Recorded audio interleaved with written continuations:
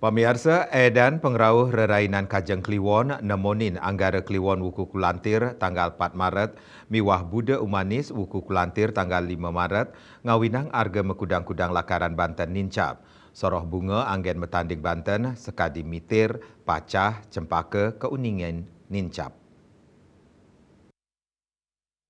Anutin seselah tim liputan ring sawetara pasar tradisional ring Denpasar, makudang-kudang soroh bunga, sani keanggen lakaran Banten, dados kena ngeruruh pengupo jiwa oleh pedagang. Sekali sani kepanggih ring pasar Wangaya, krama madesek-desekan, wenten sani antre, metawahan ring dagangan sani madolan, sekar ring sisin pekene.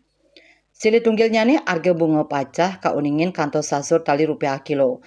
Bunga gumitir pelakutus tali rupiah a kilo.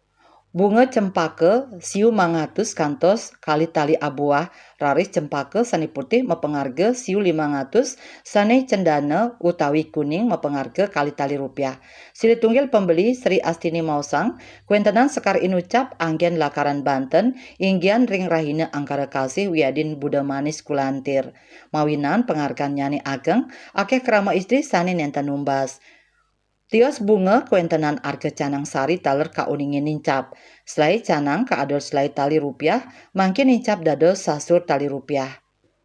Panincapan inucap keterkayang memargi kantos rerahinan nyani ngelintang, santukan akeh nyani pengarsan keramani nyangre pengerau hari suci umat Hindu. Hendra Bali TV.